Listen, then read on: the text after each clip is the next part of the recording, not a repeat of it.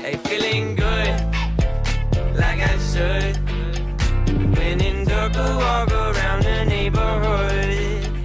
Feeling blessed, never stressed. Got that sunshine on my Sunday best. Welcome back, everybody. Happy Sunday. You're listening to Whatever Works on KCAA 1050 AM and Express 106.5 FM. I'm your host, Sam Works. I'm Kyle Kerrigan. And I'm Ken Kerrigan. Man, you know, Ken's been around for so long. He knew when to come in. He knew his time and his cue. Yep. I love that. Oh, man. Well, hey, welcome back, everybody. Welcome back, Sam. Just kidding. It's been so long since I've been here. I know Kyle's been holding it down, so I'm very grateful for that. And I'm grateful for all the listeners who are listening in now and who's been listening in the past. Yeah. We had some amazing shows. Today's going to be an amazing show. Next week's going to be an amazing show. They're all amazing, so super excited. And this show is sponsored by... No, I'm just kidding. Go ahead, Kyle. You know what time it is. SNJRadio.com. No negative news, no politics, just feel good music. Yes, I almost lost my flow today. I've been out for about 3 weeks. Yeah. Yeah, so it's been a while for me. But I know you guys... We got some real ones who are loyal, who still listen to our show regardless of who's on and who's not. One of these days... Kyle's just going to take it all over if he hasn't already. So, but happy Father's Day to everyone out there. Yep. I hope you guys, message your father or saw your father or, brought him gifts. It's not about gifts. It's about gratitude and appreciation towards them. Yeah. And the ones that are going to be fathers, shout out to you guys. Yeah. You're in for a treat. I wouldn't know, but, from the stories that I hear, Ken is like, dude, I get a headache every day. Just kidding. They're migraines. But yeah, so we do have Ken here. My dad is, I believe he's working right now, so we would give him a call. Maybe we'll do like a surprise call, see what he's doing. Yeah. Okay. He'll probably hate it. He probably won't even know he's on the air. And he starts saying some stuff like, "Yo, Dad, chill." So last week I was actually gone because I went to go to my dad's side of the family. I went to a wedding. His brother, my uncle. It was great. My dad lives out of state. My whole family lives on the East Coast, so it was really nice to see them. I haven't seen them in like 10 years. Yeah. And so there's not enough time to like play catch up, Right. So it's just like we have to enjoy ourselves. And I really did. So, it's been really good. But I want to talk about fathers because it is Father's Day. And one of the main topics I want to talk about is the role of being a father and like what that entails. So I think the only person other than Joe, because Joe's a father. Happy Father's Day. He shot me. Bang bang. I think the only person we can turn to is Ken. Yeah. Right? Yeah. Well, it depends what century you were a father. Well, let's talk about your century. My century. Okay, that was in the. Let's see. My first son was born in 78, and then my next one was born in late 79. Then I have two stepkids, Damon and Davina. Well, let me name them all. I got Kenny Jr., Robert. He might be listening from Massachusetts, matter of fact. In fact, shout out to my sister in Iowa. She's supposed to be listening. Okay. And then I have Damon and Davina, and then at the end is Kyle. Nice. The tail end of the... Yeah, I like it. Yeah. Yeah. That's a lot of pressure, Kyle. No, not really. My oldest one is 47, and my youngest one is 27. Yep. Yep. Nice. Big old gap. So I'm sure as a father going through those, those timelines, those gaps, you probably you had to adjust Definitely. how definitely. you disciplined your kids and Yes. And then stepkids. Do you treat them the same? I did. I treated my stepkids. They call me dad. I call them my son and my daughter. I think that is a huge accomplishment if your stepkids call you dad. Yeah. Oh, for sure. If they just call you Ken, and it's like, did you really play that role right? Yeah. Yeah. Well, that's good. I raised them when they were real young. Yeah, I was gonna say Davina that's, was that's 6, another and factor. Damon was like 8, Yeah, something like that. Yeah. So I raised them all their lives, and that's pretty good. we had ups and downs, and they fought between stepkids and my regular kids, and it was just really a 3-bedroom house. So I had 3 boys in one room, and a girl in another room, and then we were in the 3rd bedroom.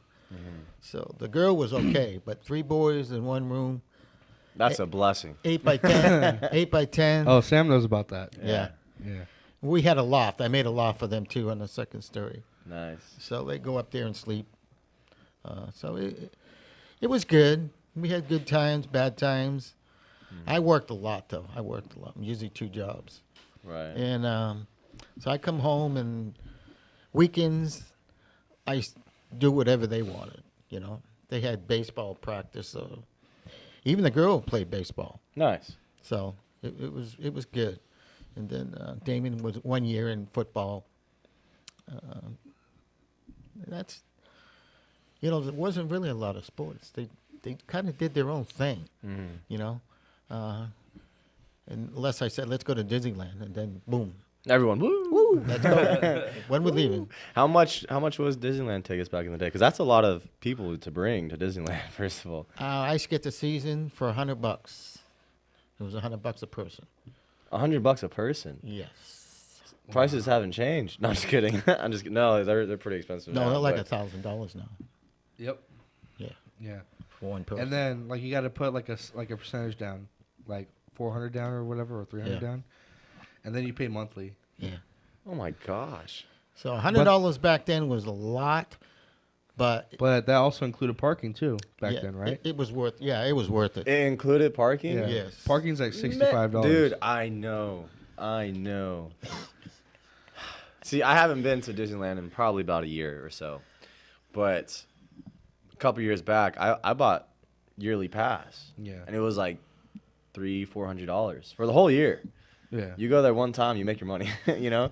Right. But then you do have to pay for parking, and at that time, it went from $20 to $40, and I was like, what, you know? And then of course you have to be there all day, and then you get hungry. Yeah, but even if you're in all day, you might ride, 8 rides? Yeah. yeah. Yeah. Oh man, it was terrible. I hated being in line. You did it for the kids. Did it for the kids. That's awesome. That's yeah, awesome. yeah. And I helped all my kids get their first car, you know, co-signed or whatever. Yeah. Kyle, he had his first car. Bad. You didn't do hand-me-downs? That was no. No. No. Why is that? Didn't have any handyman. I just had one vehicle for me to Oh, go to okay. work. Okay. There wasn't a bunch of cars, you know. I trade mine in, you know. Right. Yeah. Before the air, we had that conversation. Yeah. Yeah. Yeah, just traded it. Mm-hmm. But yeah, I helped them all. If they needed money, I helped them. Right. I help them when I can.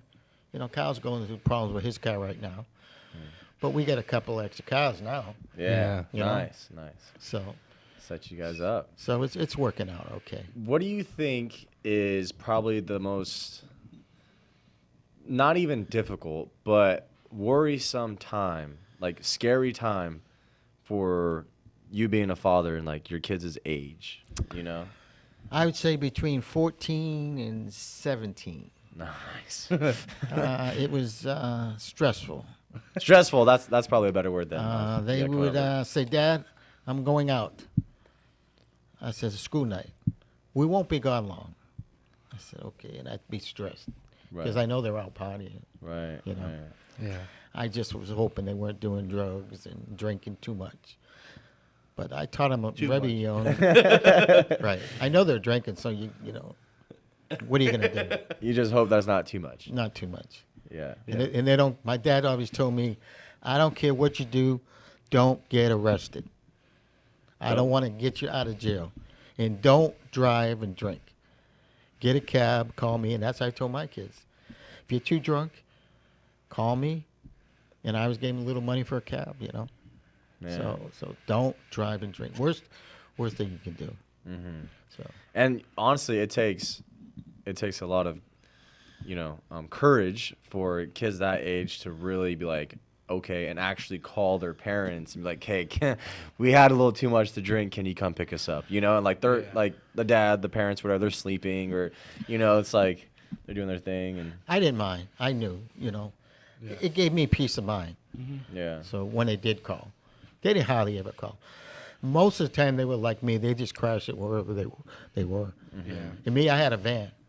Oh, nice. So I just crashed in front of the house, wherever I was. You're like, kids, get a van. Yeah. Wake up the next morning and Yeah. go to work. Yeah, Whatever, yeah. you know. That's pretty cool. So that's what I did. So, but my kids were really pretty good. I really never had much trouble with any of them. You know, Sylvia, the mother.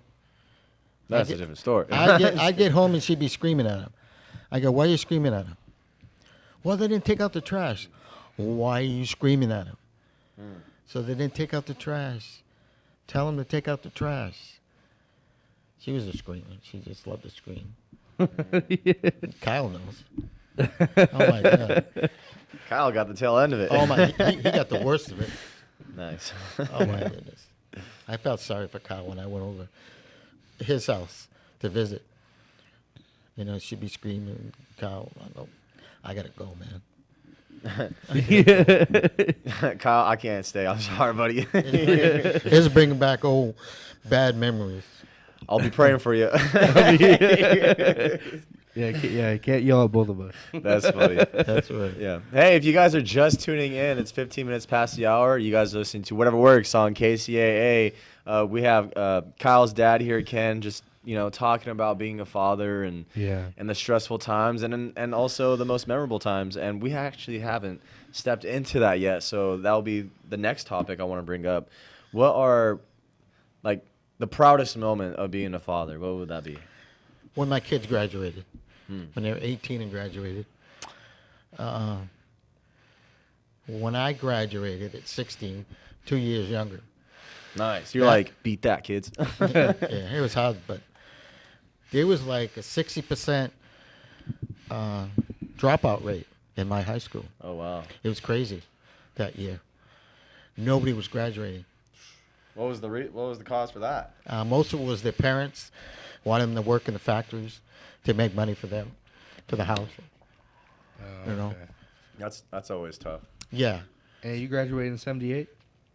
No, I graduated Or 60... 73. 73. Oh, okay. Yeah. 50 years ago. Yeah, 51. Well, yeah, depending on the month. Yeah. Yeah. So It's crazy.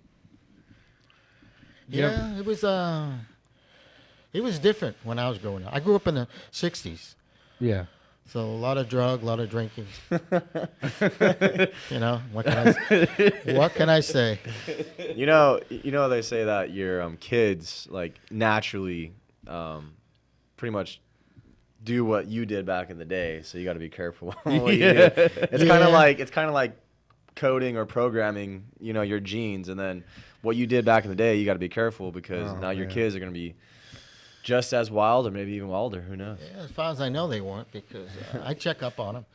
When they were going down the street to a party, I'd sneak over there. Party with them. Just And look in the window, look in the window, see what's going on. they're like, Ken.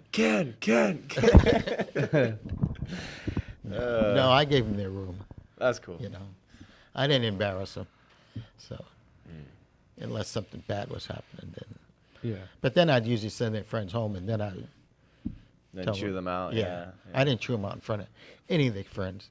Kyle can tell you that. I mean, Yeah. I didn't believe in that. Not like the mother. Ooh. Yeah. She didn't care when, where, or what. Yeah. She was a or screamer. who's around. Who's around. Yeah. If he did something wrong, he got it. Right. Yeah. Me and my brothers, we used to laugh about it because, like, my mom, totally different person. And I know she's probably listening right now, but that's okay. Totally different person when, like, we're at home and no one's there. And then as soon as, like, guests walk in, she switches up. She's like, she's a doll. She's all nice and sweet, The moment they leave, we're getting our butts chewed out, Yeah. Man, my dad, on the other hand, if he was going to discipline us, he was going to discipline us right then and there. You know what I mean? So it's like, it's kind of the roles is flipped. Flipped, yeah. Yeah. Yeah. So, but you know what I heard not too long ago, which kind of like all right, I took it pretty hard. As a man or like a father or whatever, there's 3 things you should do in your life. And one of them is plant a tree, and I'll explain why. Write a book, and have a son. And the reason with those 3 things is because all 3 of those things should like outlive you, you know. So it's like Yeah. kind of like leaving like a legacy or a dynasty. There's one thing like that. I think you forgot. Ooh. You should do a book of A genealogy? yeah, not just genealogy, but what you did. My church is big into that. You know, writing down a little bit each day. So like a biography. Yes, like a biography. I haven't been doing it, but I need to get back into it. So when I'm gone, my kids know, you know, that I love them, and what I did for them, Yeah. and all that stuff, my jobs, and you know, just little notes. So when they read it, they know it's just for them. Right. You know, I And think it's genuine. yes, I think that's very important to do, because when my dad died, I really didn't know a lot. I think about it. I knew he was in the service. He was in the Army. He had a restaurant called the Greasy Spoon. Nice. He worked a lot, drove a cab, drove a limousine for a rich guy. He was always working. So I thought that's what I was supposed to do. It wasn't until in my 40s I realized I'm losing too much with my kids. I'm not there. I'm not watching them grow up. I don't know what they're doing because I'm just working. I would not have done that, you know. So I'm hoping my oldest son, he's kind of like that now, because I kind of told him, you know, you need to slow down and do things with your kids, Yeah. you know. Talk to your kids, you know. Find out what they're doing. You know, what frame of mind are they in? Are they happy? Are they sad? You know, it's very important that you stay with that, I think. So now I'm every day I ask, how was work? Hi. Yeah. How you doing? And every night I tell them, love you, good night. You know? So I think it really needs a change, because I see my friends and stuff, and they're just work. You really got to slow down. You know, bills are important, but the kids are more important. Yeah.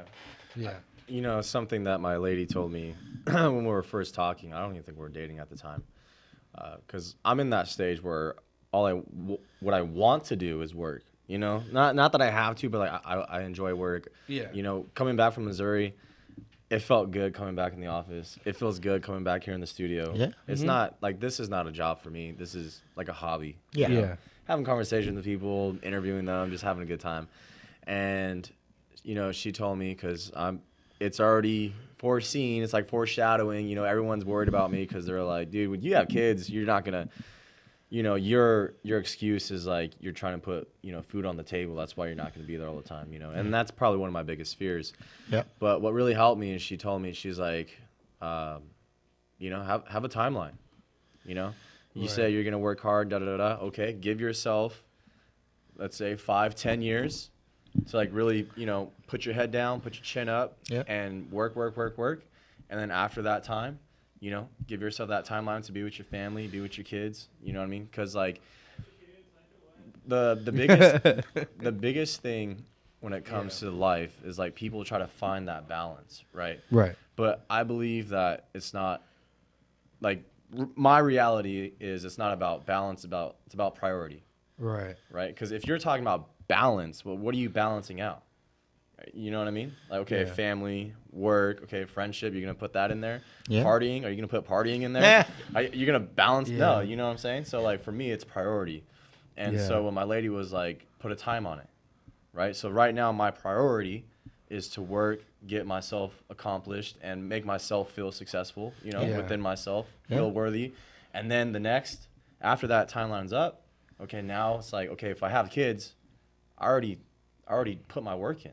Now my timeline, my focus, my priority is kids, family, and all that stuff. So when people talk about balance, you're trying to juggle that 24/7. Yeah, in know? my case, I got out of the service and I got married right away. Boom, 18. Had a kid. Boom, right away. Had another kid. Boom, right away. You know, I had no balance. I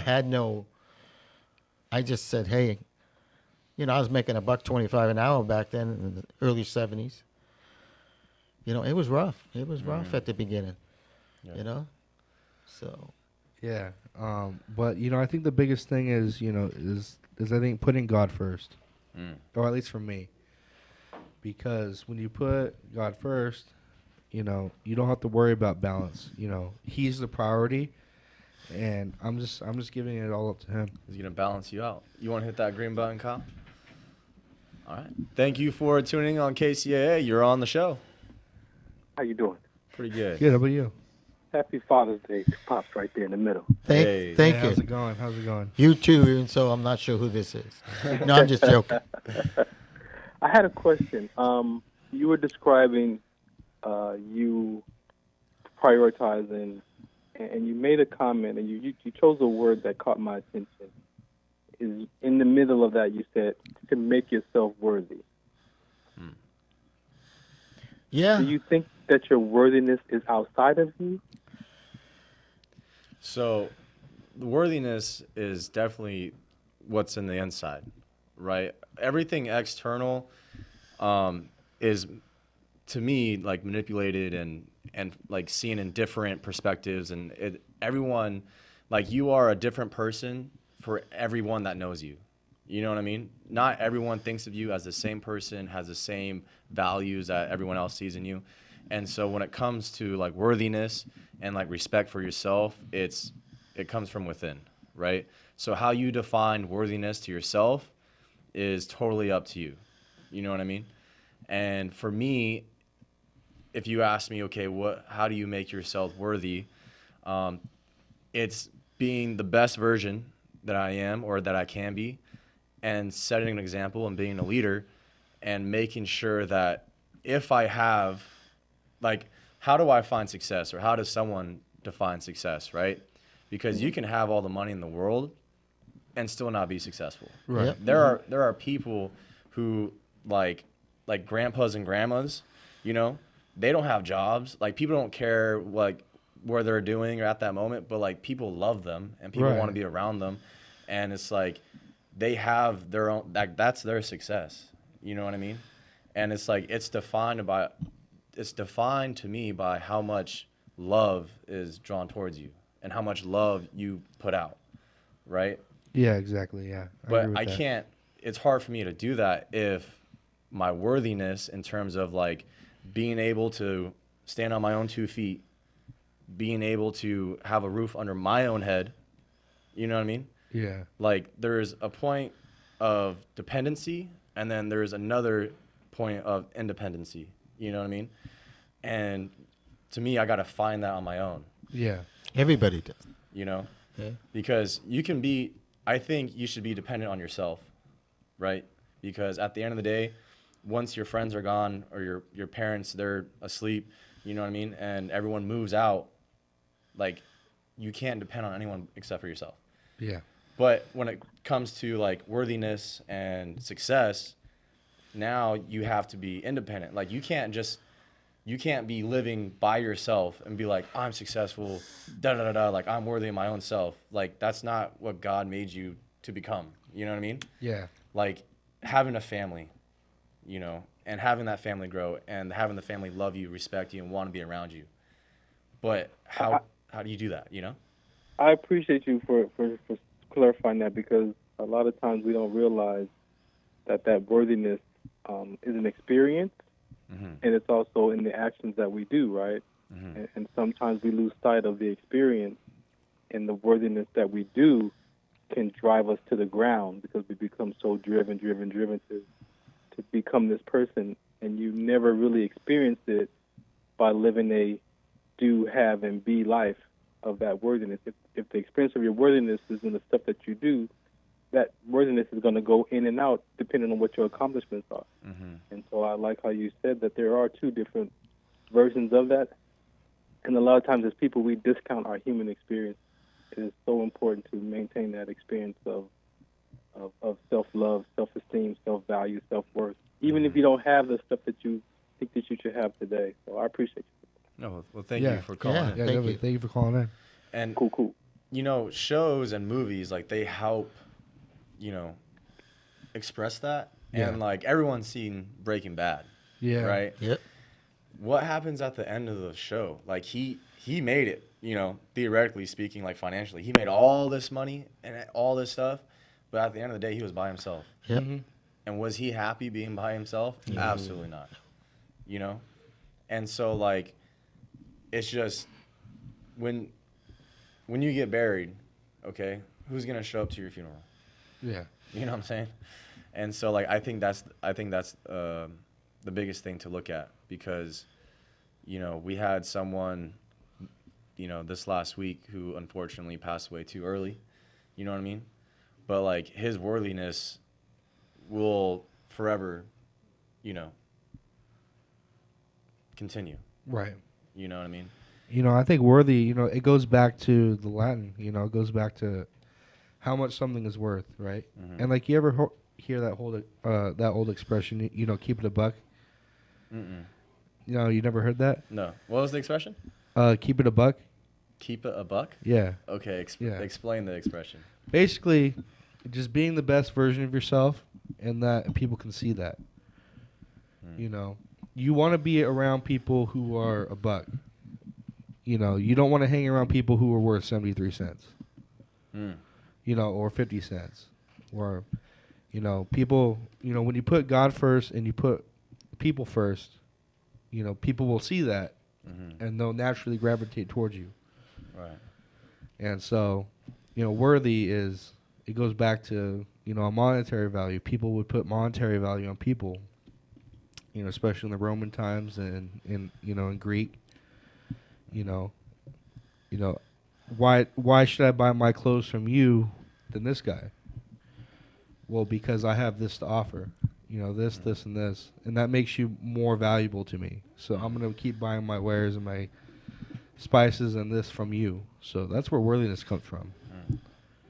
And You know. if we can tie that into being a father, like, I think being a father, being a dad, just means a lot more than just a title, Right. you know? Yeah. You And- got to live up to it. And how does someone live up to it? Yeah. Ken? We have to ask the father. we gotta ask Yeah. the father. Yeah, well, that's a tough one. I try to do the best I can. I treat everybody the same. Treat all my kids the same. I miss my mother and dad a lot. Yeah. That's one thing that it's never gone away from me. Yeah. Meme is. Was quite a woman. Yeah. Kyle didn't meet my dad, but he was a good guy. He died in '92. Bad cancer, bad. But we're about out of time, so. All right. Well, hey, guys. For the fun. We'll be right back, guys. We're going to take a quick 5-minute break. Thank you guys for tuning in, and make sure you guys continue. Stay tuned, and we'll be back in about 5 minutes. Yeah, because Ken said so. Hey, feeling good, like I should. When in dark, I walk around the neighborhood, feeling blessed. From the Bureau of Economic Geology, this is Earth Date.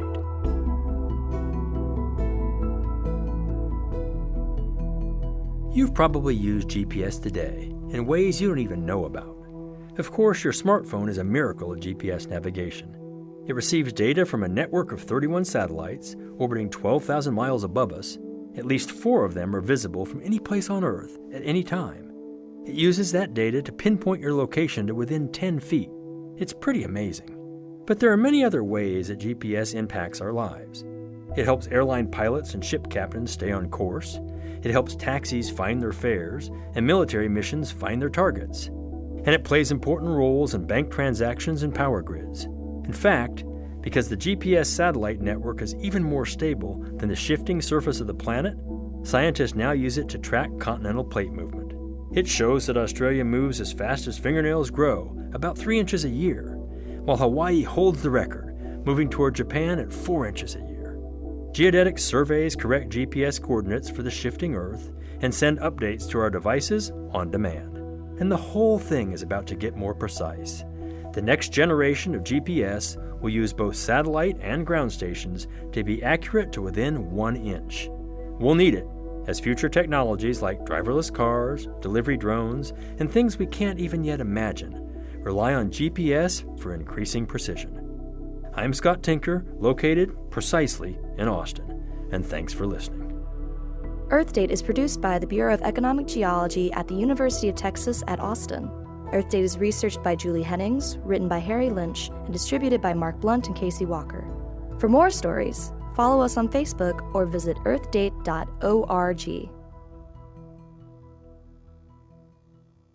Hi there, this is Chris Klein, investment manager for Capstone Wealth Management. Hey, I've been through the early 1990s bond market implosion, the late 1990s stock market melt-up, the 2000 to 2002 dot-com crash, the rate hike scare in the mid-2000s, the great financial crisis, the pandemic-induced 2020 collapse, the inflation madness, and, of most recent memory, the 2022 bear market. You know what all these have in common? We helped people just like you navigate their finances through. Hey, my boys say I'm old, but I say I'm battle-tested. Not only that, but I've seen the underbelly of Wall Street, and I know how to call a turd. Sometimes the best investment is the one you don't make. But without experience, how would you ever really know? I can help. I've been blessed to work for a lot of people who have entrusted tens of millions of dollars of their hard-earned capital to me and my team. When you become a part of the Capstone family, you are treated like family. If you'd like to see how we can successfully manage your money and to find out if there's a fit, let's start a conversation. The best way to do that is to shoot us an email. info@careformywealth.com. That's info@careformywealth.com. One more time, info@careformywealth.com. I look forward to working for you and your family. In these trying times, many people are depressed and lost because the future of our society is up in the air. If you're turning to substance abuse because you're feeling there is no hope, we have a way for you to see the light. SAD, or Stop Abusing Drugs, is a nonprofit organization that will help you at no cost to you stop abusing drugs. Founded by Tony Navarchi, SAD will refer you to the top detox doctors in your area. SAD will pay every and any cost for you, including doctor visits, counseling, and medications. If you need help, SAD is there for you 24 hours a day, 7 days a week. If you or a loved one needs help, or if you have a suggestion or idea for Tony, you can reach out to him by calling 844-493-3386. That's 844-493-3386. Or email Tony at tony@saddetox.com. That's Tony at saddetox.com. Hi, I'm Lanny Swerdlow, and I'm back on KCAA 1050 AM and Express 106.5 FM every Tuesday at 8 p.m. My show is Beyond Common Sense. It's Lanny Sense, featuring me, Lanny Swerdlow, KCAA's resident gay, Jewish, liberal, pot-smoking, race-mixing, left-handed atheist, an evangelical, fundamentalist, Christian, nationalist, worst nightmare, with subjects that no one else will touch in quite the same way. Every Tuesday at 8 p.m. on Express 106.5 FM, the Legacy 1050 AM, and live streaming on KCARadio.com.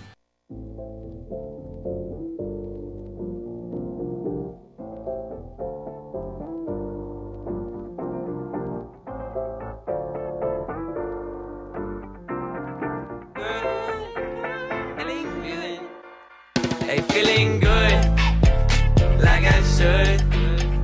When in dark, I walk around the neighborhood. Feeling blessed, never stressed. Got that sunshine on my Sunday best. Welcome back, everybody. You're listening to Whatever Works on KCA 1050 AM and Express 106.5 FM. We'll give Frank a second. Okay, never mind. I'm your host, Sam Works. I'm Kyle Kerrigan. And I'm Ken Kerrigan. Yes, Ken, if you guys don't know who Ken is, this is Kyle's dad. It is Father's Day, so again, happy Father's Day to all the dads out there. Thank you. And if you guys are just tuning in, we had a great conversation. We had someone call in, and we had some pretty good topics. You guys can go back and listen to it. I highly recommend it, actually. Yeah. You can go back on kcaradio.com, look on our previous podcast, or you can go on YouTube or basically anything and just look up KCAA, whatever works. Yeah, and we should be popped up there. YouTube, we're on Audible, Farmers Only. I think my sister's on the Facebook. Yeah, Facebook. Yeah, Facebook, my sister's Instagram, from Iowa. From Iowa, Iowa. Everyone's scattered out, so Yeah. it's always a blessing to have your father, for one, still alive, and for two, around and close. I went to Missouri last week, as I was explaining earlier on the show, and it was awesome to see my dad and see that side of the family. It just makes it that much more precious to like be there, and because I don't see my dad that often, so every time I see him, I try to look for his aging, his marks, how thin his hair is, or like his bald spots and all that good stuff, Yeah. I hope he's not listening. He still looks good. He still looks young. Crazy story, actually, if you guys don't mind me talking about it. So my dad's brother, who is my oldest brother's age, he's only like 27. He got married. That's why we went out there. But my dad left that family when his name's Tommy, when Tommy was born, right? Yeah. And so they really didn't have communication or anything like that. But during this wedding, after the rehearsal, we went out to eat at this lady's house. She allowed us to come over, have some food and stuff. I kid you not, when my dad was talking to his brother, it was like watching my dad talk to my dad.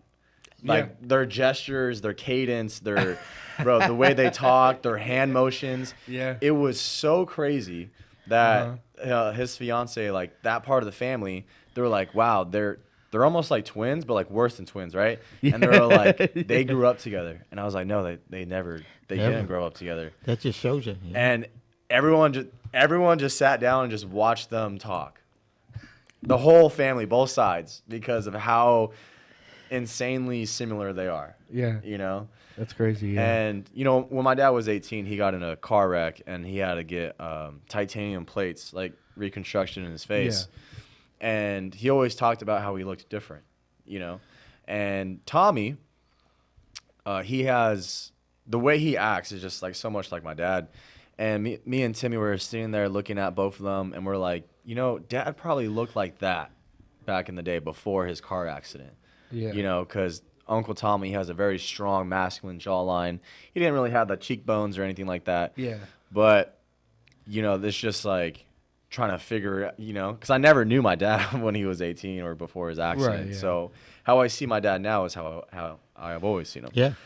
Excuse me. But, what was very heartwarming is when the last day we went out to eat dinner, and then we were outside just enjoying the time and the sun and everything, and he's like, oh, what time is it? And I said, it's 6:00. And I had to go to the airport, and then he was like, it's about that time for you to leave, huh? And I was like, yeah. And he goes, I was afraid of that, and I was like, I was like, Dad, and then I gave him a nice little hug. Timmy gave him a little hug, and then we went our ways, and I was like, Timmy, him saying that, like, Dad, like, enjoys us, like, being there, being around. Yeah. Yeah. I'm sure he misses you guys. Yeah. And it was actually hilarious. We stayed up. It was the night before the wedding. Timmy fell asleep, bro. He fell asleep on the couch, and it was just me, my dad, and my uncle, and we talked until 5 a.m. Yeah. And then my dad was like, yo, Tommy, you're getting married in a couple hours. It's 5 a.m. We got to go to sleep, and it was a really good time because the last time I saw my uncle, I was like 9 years old, and we're, sword fighting with lightsabers and building Legos, Yeah. And now he's a paramedic, getting married, like on both sides. It's just like we haven't seen each other in such a long time. Yeah. And it's a good relationship with anyone, not even just family, but when you don't see each other or talk to each other for years, and then you just pick it right back up. Yep. And that's just how it was. So it was awesome, and I really enjoyed it. And yeah, you know, one of these days, like last year, I flew my dad out for my birthday. I said, hey, Dad, I didn't even give him notice. I said, hey, I bought you a plane ticket. You're coming out to see me, you know? And my dad was like, he got excited, but then at the same time, he's like, wait, I gotta, you know, put my 2 weeks in for the notice for my job. Like, I kind of rushed him, you know, by borrowing him. But I was like, you know, it's just because, you know, I miss my dad, you know? Yeah. And so being a father is really important. Yeah. As, like, kids grow up and kids are just being born, like, they need a father. Maybe a father doesn't have to physically be there all the time. Right. But at least to show them the ropes. How to be a man, or how to, you know, be a human being. Like, someone who is actually in the right. You know what I mean? Yeah, treat people right and be courteous. Yeah. You know, my dad was big into that, you know. Be courteous with everybody. Right. You know, don't be a bigot. Don't be prejudiced. Treat everybody the same. And life will be better. Life will be smoother. Yeah. But I remember growing up, my dad taught me things. I was like 8, and he was doing electricity in the house, fixing a plug. And he goes, put your finger on that plug. And I looked at him. I says, is that going to hurt? Maybe, he says. So I did it, and it gave me a little zap. He goes, see, now you know what electricity feels like. Don't be afraid of it. Now work with it, but know that it can hurt you. Yeah. Because it was just a little plug, you know. Yeah. But through the years, he taught me different things, little carpentry. For a while, we were working together, making picnic benches for the school district of Redlands, dog houses. We went into fixing swamp coolers. Nice. Yeah, I mean, when I wasn't working, I was working with him. Nice. So, you know, at the end, I was really happy about that, being with him. Yeah. Because in my younger age, he worked a lot, so he wasn't around. And he'd take us out to ball games and teach me how to hit a ball, catch a ball. So there was some really good times with my dad, but then there was some times that I didn't see him for months, you know, when I got married. And especially he moved out to California. And I was still in Massachusetts, you know. So it saddened me when my parents moved away. And I decided to move. I just packed up. Hey, honey, we're moving to California. We're moving to Cali. We're moving to Cali. Seeing some palm trees. Yep. What are smog? Yeah. Yeah. So, Kyle, what have you and your dad done in the past? Like, what do you enjoy doing with your dad? Oh, we have movie passes. We go to the movies. You know, when I have the time. You know, we'll go out to the movies, and then, you know, we've actually been doing a lot more stuff since he's been off oxygen. Yeah. Oh, nice. Because throughout my whole life, he was on oxygen. He had about 4 hours, and that was just enough time to go to dinner and come back. Yep. And so, the first week he got off oxygen, well, the week after, we took the Metrolink all the way to L.A., all the way to Long Beach. He almost killed me. Yeah. We're laughing, but he's serious. Yeah. Yeah. I made him walk a mile. Yeah. He says it's just down that way.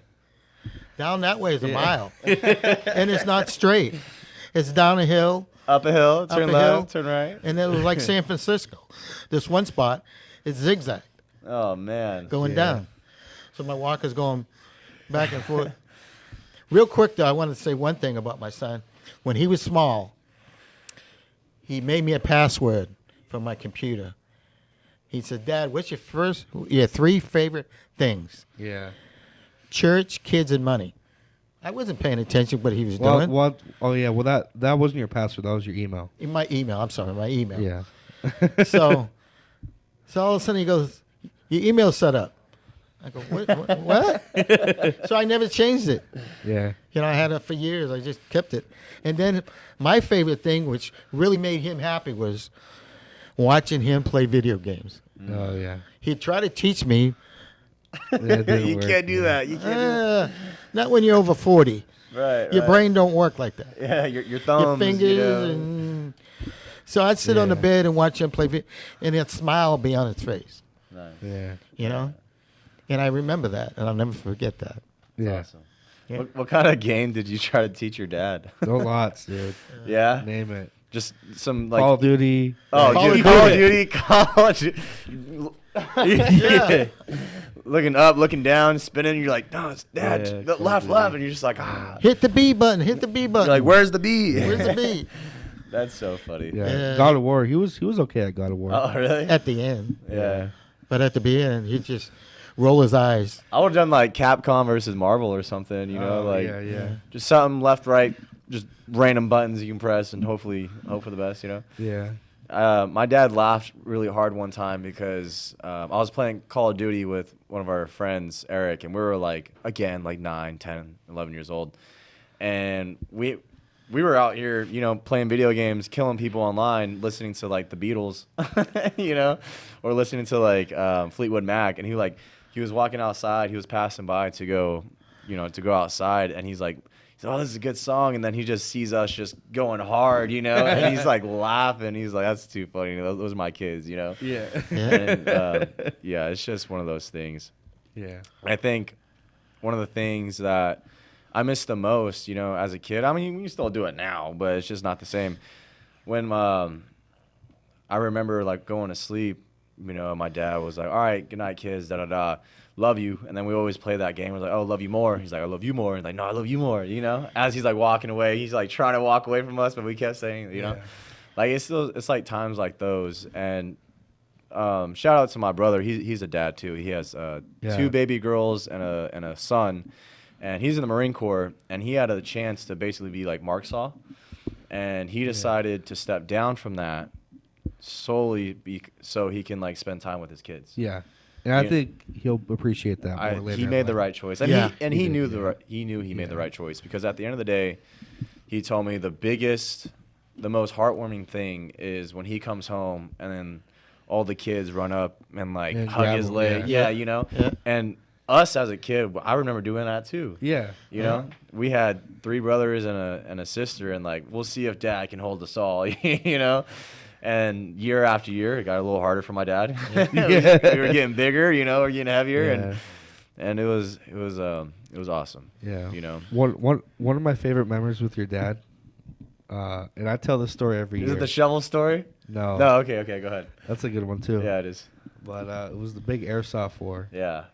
And because all the properties on the street connected in the back, there was like an alleyway, and so we pretended that was like no man's land. Right. Yeah. And so I kind of got up on this perch, and I was with Harrison, and your dad comes up. He's like, "What are you guys doing? You know, what are you guys aiming at?" And I always knew he was like military based, but then he was like, you know, when you look down the scope, when they're that far away, you have to adjust for like wind direction. Yeah, like wind velocity. direction, velocity. Yeah. You know, because the Earth curves, and like I was like 11, so I'm just like, okay. So I'm looking, and he's like, you know, you got the aim good. You just gotta 2 notches up. So I aim it a little bit more up. He goes, okay, go ahead and shoot. Bam! I got JC right in the forehead. Right in the eye. And he was crying, like, because these are like metal BBs. And then he looks up. He goes, "Oh shoot, that's one of my kids." He booked it. And I remember booking it, and he brought JC inside, and we all paused. He actually told that story out in Missouri. He was Did like, he? Yes. Bro, he told the whole family. He was like, yeah. He's like, I was so proud of him. Da da da. And then he was like, who'd you shoot? And then he was like, JC. He's like, oh, that's my son. And then he had to like, you know, like he was really happy for you. And then he found out, you know, it was like one of his kids. And I like the story when you guys, Timmy and Kyle tell me all the time. They bring up when you guys all slept on the trampoline. Yeah. And then I got cold and went inside. And spent the night in the hammock, and Cole was cuddling me. I was like, what the heck? Yeah. No, that was awesome. It was great. Yeah, my dad, if you guys never met my dad, at one point he looked like Wolverine. He was Yeah, he had the hair, the beard, the leather jacket. He used to rock that. And I threw a high school party one time. You know, I told my mom, "Hey, kick back, no more than 12 people." Oh yeah, it never ended like that. Man, my parents closed the party down, and my mom literally was out in the driveway, and people were still rolling up, and my mom was like, "Hey, party's over." Like, there's no, you know, she stayed up for hours because people just kept coming, you know. But I remember like the height of it all was. It got so crazy, so enormous that people weren't even at my house anymore. They're partying like down the street, in the neighbor's yard, at the church, you know. And I go to the church, and then a cop pulls up, and you know they got a complaint or whatever, and they're like, "Oh, is it owner?" I was like, "Yeah." It's like, "Who's your dad?" Or "What is your dad?" Because I told him, I was like, "Oh, my dad's walking around the block. You know, he's doing his little thing," and he's like, "What does your dad look like?" And when the officer asked me that, I hear a bunch of people from all over, "Oh, he looks like Wolverine. He looks like Wolverine." And the cop just kind of chuckled. And he's like, "Okay." And he left to go talk to my dad, you know, things like that. But, you know, everyone loved my dad. Yeah. You know, as scary as he may seem in the eyes of other people, like, he's a really cool guy. He's pretty funny. That side of the family... because, you know, as a kid, you don't really understand, like, the jokes that parents tell or adults, you know, you know, things like that. When I went out to Missouri, man, like, that whole side of the family, I was like, whoo, you got to have some tough skin. Because now, like, me and Timmy were looking at you like, dang, like, that's just how my family is on this side, you know? Very, very, very cool to watch, like, listen to. So, you know, my dad did an amazing job raising us kids. Yeah, and, he's a really good guy. Yeah, and I miss him too. And my mom too. My mom raised us as well. I can't not give my mom credit. But it is Father's Day, so we're gonna talk about the dads. Yeah. You know, but my house was ground central for all my kids' friends. They'd all call me Dad or Pops. Right. Yeah. So after school, they'd all come to my house for snacks and do their homework. You got to feed the whole neighborhood, right? Yeah, I mean it'd be gallons of Kool-Aid and chips, bags of chips, you know. So if I know we're a little short on time, we got about like 2 minutes left. Yeah. For all the new fathers and upcoming fathers coming up, if you can give them any advice on how to be a good father, now's the time, Ken. Well, treat your kids right. They're gonna do things wrong, so just don't scream at them. Talk to them. You know, listen to their problems. Just not be their friend, but you know, you're the dad, but you got to listen to your kids. They're gonna have problems. Yeah. Lots of problems. And they get older, the problems don't go away. Right. And if you guys are yelling at each other and you guys are like face to face, that's because you guys' hearts are far apart. Your hearts can't hear each other. That's a good one. So that's perfect. Make sure you're there for your kids. Happy Father's Day, guys, and stay tuned to the Ferran Show. We'll see you guys next week. I'm Sam Works. I'm Kyle Kerrigan. And I'm Ken Kerrigan. And this is Whatever Works. Till next time, guys. Stay blessed. Happy Sunday. Got that sunshine on my Sunday best. Yeah, hey, every day can be a better day despite the challenge. All you gotta do is leave it better than you found. Thank you, Inland Empire, for listening to KCAA Radio. Our food supply is facing total destruction. Big Ag and Big Farm are using new CRISPR technology to genetically modify every fruit, vegetable, and grain. It's so bad that the FDA just approved the first GMO cow for human consumption. At Joseph's Organic Bakery, we never use GMO hybridized flour. We bake like 1,000 years ago. We only use non-GMO ancient grains that we grind ourselves, never commercial flour. Proper bread is medicine. To learn how our bread can transform your health, give us a call at